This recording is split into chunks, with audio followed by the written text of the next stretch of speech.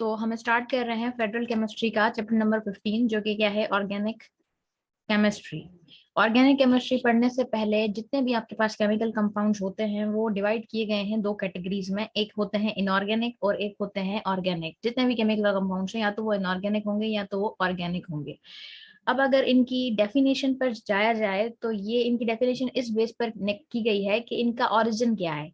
Either अगर ये inorganic compounds हैं तो इनका जो ओरिजिन होगा वो चेंज होगा और जो ऑर्गेनिक कंपाउंड का ओरिजिन होगा वो चेंज होगा। मतलब जहां से इनऑर्गेनिक कंपाउंड्स एक ऐसी सोर्स जहां से वो निकाली गई है वो चेंज है उस सोर्स से जहां से आपको ऑर्गेनिक कंपाउंड्स मिल रहे हैं। तो ये वाली लाइन देखें आप क्या कह रही है कि they are classified on the basis of source from which they were derived. The compounds which were of mineral origin, जो ये inorganic compounds हैं इनकी जो origin है वो mineral origin है। mineral origin यानी मादनियात से निकल रहे होते हैं और मादनियात यानी जमीन से।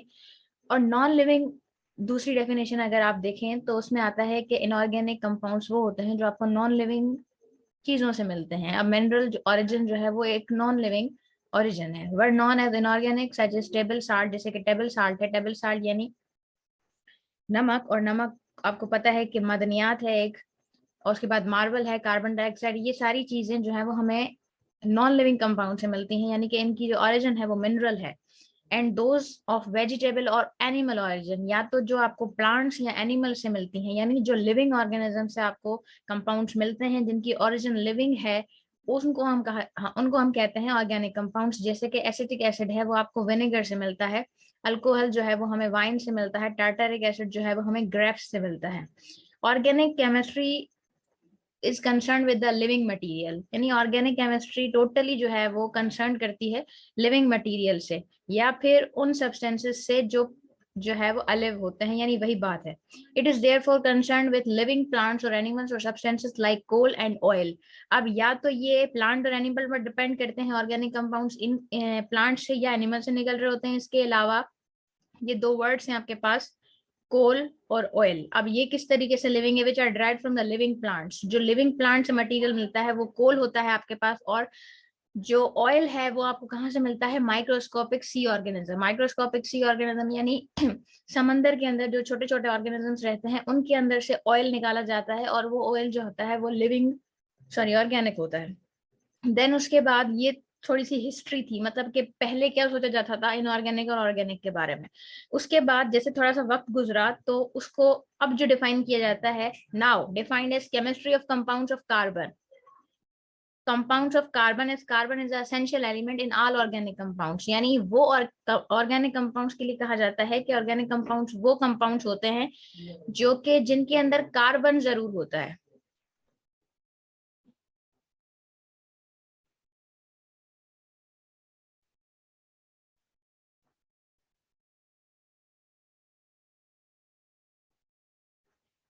उसके बाद क्या है कि कुछ ऐसे कंपाउंड्स हैं जिनके पास कार्बन मौजूद है, जैसे कार्बन मोनोऑक्साइड है, कार्बन डाइऑक्साइड है, कार्बन डाइसल्फाइड है, कार्बोनेट्स हैं, बाइकार्बोनेट्स हैं, साइनाइड्स हैं, थायोसाइनाइड्स हैं। ये इनके पास कार्बन है लेकिन स्टिल ये इनऑर्गेनिक केमिस्ट्री के अंदर डील होते हैं क्योंकि इनकी प्रॉपर्टीज ऑर्गेनिक कंपाउंड से नहीं मिल रही होती हैं। तो इस वजह से ये डेफिनेशन भी हमारे लिए परफेक्ट नहीं है कि हम उन कंपाउंड्स को कहें ऑर्गेनिक जिनके अंदर कार्बन मौजूद है। तो फिर ये डेफिनेशन भी परफेक्टली ठीक नहीं है, यानी ऐसे कंपाउंड्स मौजूद हैं जिनके पास कार्बन है लेकिन वो ऑर्गेनिक नहीं है।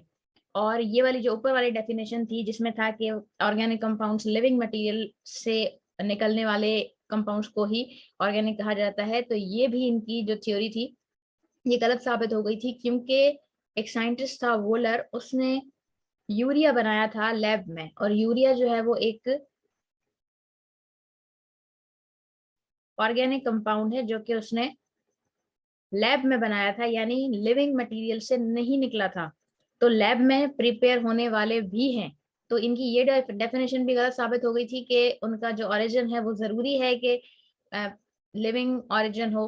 और फिर जो दूसरी डेफिनेशन आई कि कार्बन कंटेनिंग मॉलिक्यूल्स जो होंगे वो ऑर्गेनिक होंगे, तो ये दोनों डेफिनेशंस परफेक्टली फिट नहीं हो रही थी ऑर्गेनिक कंपाउंड्स के लिए। उसके बाद एक न्यू डेफिनेशन जो है वो सामने आई। उसके बाद जो न्यू डेफिनेशन आई है उसे कहा जाता है modern definition of organic chemistry. और मॉडर्न डेफिनेशन क्या है कि कार्बन एंड हाइड्रोजन की स्टडी को कहा जाता है ऑर्गेनिक केमिस्ट्री, यानी study of hydrocarbon. Study of hydrocarbon का क्या मतलब है कि कार्बन जो है वो हाइड्रोजन के साथ डायरेक्टली अटैच होना चाहिए। डायरेक्टली अटैच होने का मतलब है कि ये कार्बन है तो इसके साथ मस्ट अटैच आपके पास होना चाहिए हाइड्रोजन, अदरवाइज कोई कंपाउंड ऑर्गेनिक नहीं हो सकता। अगर उसके साथ उस कार्बन के साथ हाइड्रोजन डायरेक्टली अटैच नहीं होगा तो वो कंपाउंड ऑर्गेनिक नहीं हो सकता। अटैच भी डायरेक्टली होना चाहिए, ऐसा नहीं है कि कार्बन के साथ कोई और अटैच्ड हो और फिर उसके साथ हाइड्रोजन अटैच हो तो फिर वो भी हाइड्रोकार्बन नहीं होगा। हाइड्रोकार्बन सिर्फ वो होगा जिसके कार्बन के साथ डायरेक्टली अटैच होगा हाइड्रोजन। अब सिर्फ हाइड्रोकार्बन की स्टडी नहीं की जाती है ऑर्गेनिक केमिस्ट्री में, उनके डेरिवेटिव्स की स्टडी भी की जाती है। डेरिवेटिव्स का मतलब, तो ऑर्गेनिक केमिस्ट्री में हाइड्रोकार्बन की स्टडी के साथ उनके डेरिवेटिव्स की भी स्टडी की जाती है। तो मॉडर्न डेफिनेशन ऑर्गेनिक केमिस्ट्री की study of the compounds of carbon and hydrogen, इसका मतलब है कि हाइड्रोकार्बन से, लेकिन सिर्फ हाइड्रोकार्बन नहीं, हाइड्रोकार्बन के साथ उनके डेरिवेटिव्स की स्टडी भी जरूरी होती है। This is the modern definition of organic chemistry. Let's move further. अच्छा, यहाँ पर मैंने आपको ये नहीं बताया कि एसिटिक एसिड जो है वो लिविंग ओरिजिन किस तरीके से है, और अल्कोहल जो है वो लिविंग ओरिजिन किस तरीके से, और टार्टारिक एसिड। अच्छा, जो ये विनेगर है या एसिटिक एसिड है ये जो है वो एक बैक्टीरिया से बनाया जाता है, और बैक्टीरिया एक लिविंग ओरिजिन है, ठीक। और अल्कोहल जो है वो वाइन से बनाया जाता है, और वाइन जो है वो ग्रेप्स से बनाई जाती है। तो इसीलिए ये भी एक लिविंग ओरिजिन है, और टार्टारिक एसिड के लिए लिखा हुआ है कि वो ग्रेप्स से ही बनाया जाती है। Of course grapes are the living origin. उसके बाद हमारा टॉपिक है सोर्सेज ऑफ ऑर्गेनिक कंपाउंड्स, यानी ऑर्गेनिक कंपाउंड्स आपको कहाँ कहाँ से मिल सकते हैं। तो मेन जो सोर्सेज हैं वो कोल, पेट्रोलियम और नेचुरल गैस है। तो सबसे पहले कोल को देख लेते हैं। कोल जो है वो मेजर सोर्स है ऑर्गेनिक कंपाउंड्स का, और जब इसको तोड़ा जाता है तो आपको मिलता है कोक और कोल तार। ये एक ही चीज होती है तकरीबन, लेकिन ऐसा होता है कि कोल जैसे आप समझ लें कि ज्यादा हाई चीज है, जो कि मतलब ज्यादा है, और उसको मजीद तोड़ा जाता है तो वो उसकी सिंपलेस्ट फॉर्म है, यानी coke and coal are the simplest form of coal. Okay, उसके बाद जो है ये क्या है, प्रियोलाइसिस। प्रियो का मतलब होता है फायर, और लाइसिस का मतलब क्या होता है, सेपरेशन। मतलब फायर और heat we can say.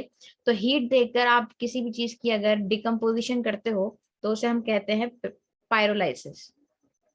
Okay, मतलब आपको जो भी आप कंपाउंड को सेपरेट करना चाह रहे हो तो आप हमें क्या करना है कि कोल को सेपरेट करना है। कोल को सेपरेट, या कोल को जो है वो आप कह सकते हो कि तोड़ रहे हैं किसके अंदर, कोक के अंदर और कोल तार के अंदर। तो हमें इसकी पायरोलाइसिस करनी पड़ेगी। पायरोलाइसिस का मतलब ये है कि आप उसकी थर्मल डिकम्पोजिशन करो सिंपली, क्योंकि पायरो का मतलब हीट और फायर है, और लाइसिस का मतलब है सेपरेशन। उसके बाद या तो हमें पायरोलाइसिस करनी होगी या तो फिर आपको करनी होगी डिस्ट्रक्टिव डिस्टिलेशन। अब ये डिस्ट्रक्टिव पर तो बाद में आते हैं, पहले आ जाते हैं कि डिस्टिलेशन क्या होती है। डिस्टिलेशन ये होती है कि सपोज कर लें कि आपके पास कोई भी कंपाउंड है और उसके अंदर कोई भी मिक्सचर मौजूद है, यानी सेपरेट करना होता है आपको कंपाउंड्स को। दोनों में, पायरोलाइसिस में भी हम कंपाउंड्स को सेपरेट करते हैं, लेकिन यहाँ पर हम क्या करते हैं, डायरेक्टली हीट करते हैं। हीट इसमें भी किया जाता है, लेकिन ये एक अलग प्रोसेस है, ये एक अलग प्रोसेस है। डिस्ट्रक्टिव डिस्टिलेशन का मैं आपको बता रही हूँ कि डिस्ट्रक्टिव डिस्टिलेशन में क्या होता है कि सपोज कर लें कि आपके पास जो कंपाउंड है वो एक मिक्सचर है, और जब भी कोई मिक्सचर होता है तो उनके मिक्सचर के अंदर जितने भी कंपोनेंट्स होते हैं उनका बॉइलिंग पॉइंट जो है वो डिफरेंट होता है। तो जैसे ही आप इसको हीट करोगे तो जो लो बॉइलिंग पॉइंट वाली चीजें होंगी वो क्या करेंगी, एवापोरेट हो जाएंगी, और दूसरी साइड हम एक ऐसा सेटअप बना लेते हैं कि वो चीज दूसरी साइड से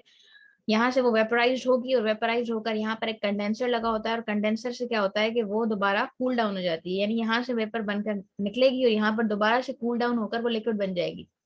और यहाँ पर हम दोबारा, यहाँ पर कोई कलेक्टर लगा होगा और उस कलेक्टर में हम उसको लिक्विड को कलेक्ट कर लेंगे। तो जिस तरीके से हम यहाँ पर थर्मोमीटर भी लगाएंगे, और थर्मोमीटर क्या करेगा कि आपको टेम्परेचर बताता जाएगा, और हमें पता होना चाहिए कि इस टेम्परेचर पर जो चीज गई है, अगर आपको उसका बॉइलिंग पॉइंट पता है तो फिर इजीली हम उसको सेपरेट कर सकते हैं। तो ये दोनों चीजें जो है वो सेपरेशन टेक्निक है। आप कोल से, आपको कोल तार को, कोक को सेपरेट करना है तो आप ये दोनों टेक्निक्स अप्लाई करोगे। उसके बाद क्या है कि more than 200 organic compounds have been directly isolated from coal tar. अब ये जो कोल तार था इसमें से ही 200 ऑर्गेनिक कंपाउंड्स आइसोलेट किए जा चुके हैं। द कोल तार products from form the starting material for the manufacture of thousand of useful और एरोमेटिक कंपाउंड्स। एरोमेटिक कंपाउंड्स के अंदर परफ्यूम, ड्रग्स, डाइज, ये सारी चीजें आ जाती हैं, फोटोग्राफिक डेवलपर्स वगैरह, यानी जो वहां पर फिल्म्स वगैरह यूज होती है फोटोग्राफिक प्लेट्स के अंदर।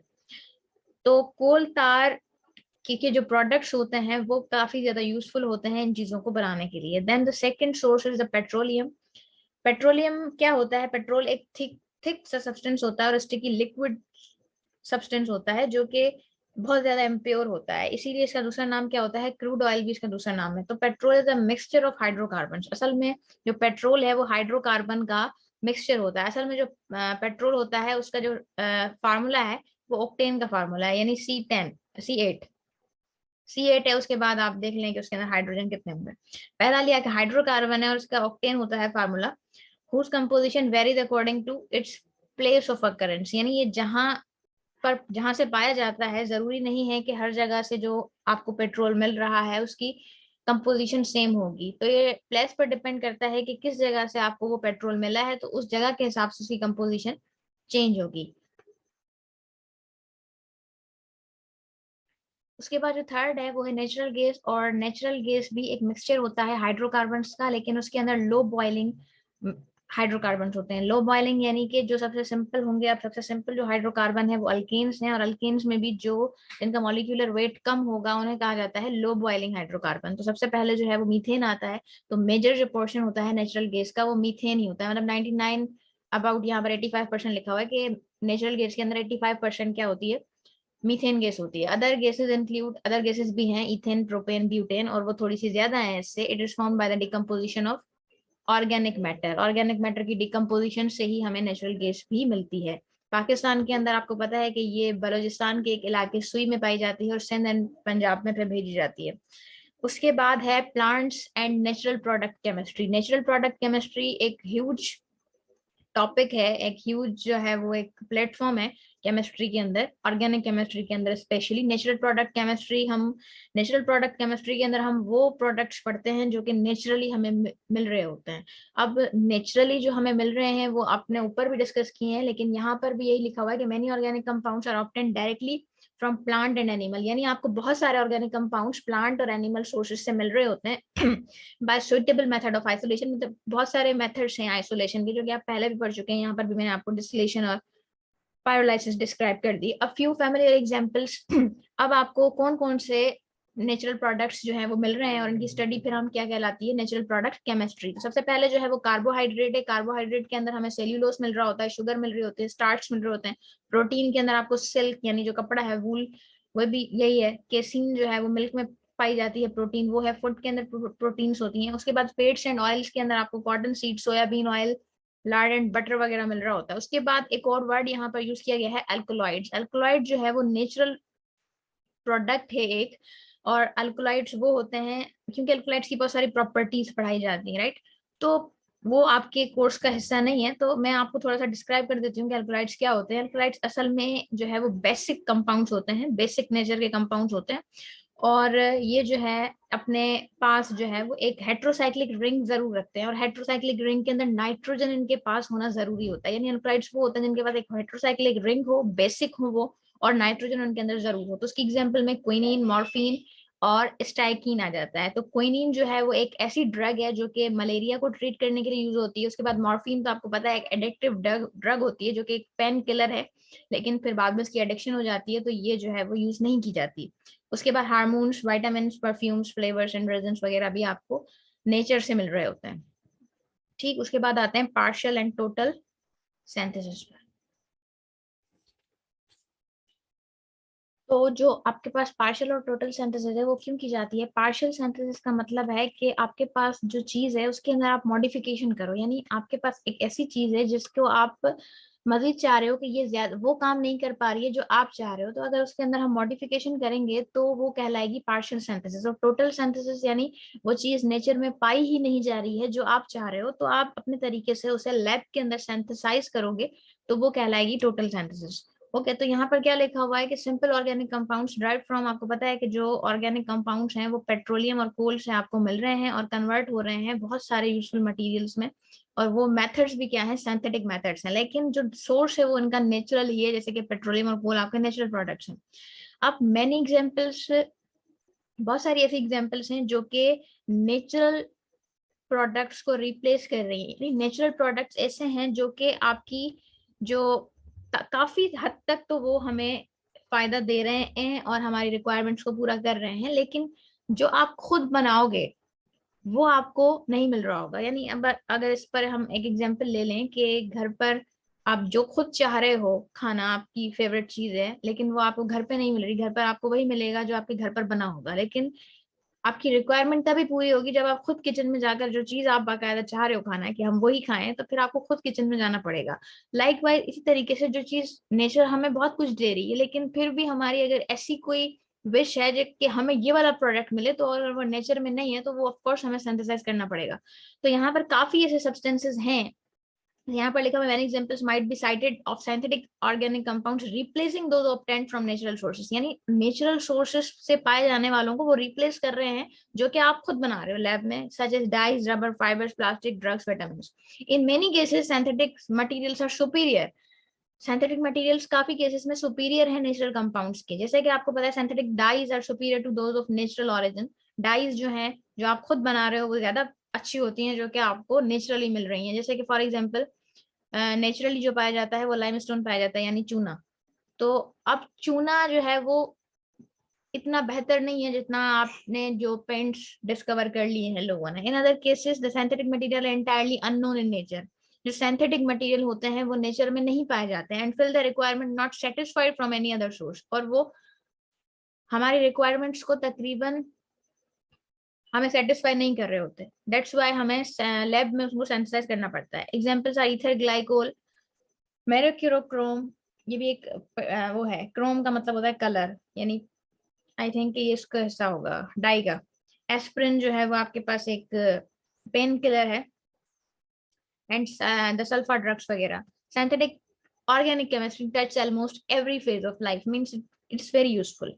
Then the last topic of today's video is fermentation। fermentation एक प्रोडक्ट होता है, सॉरी प्रोसेस होता है जिसके अंदर आप केमिकल्स को माइक्रो ऑर्गेनिजम्स के हवाले कर देते हो। यानी fermentation is defined the production of chemicals. यानी आप यहाँ पर आपको कोई केमिकल प्रोड्यूस करना है, लेकिन उसके लिए जैसे फॉर एग्जांपल कुछ ऐसे केमिकल रिएक्शंस होते हैं जिनमें हमें कैटलिस्ट की जरूरत पड़ती है, हम निकल प्लेटिनियम वगैरह यूज कर रहे होते हैं केमिस्ट्री के अंदर। तो कुछ ऐसे हैं जिनमें आपको माइक्रो ऑर्गेनिजम्स की जरूरत पड़ती है।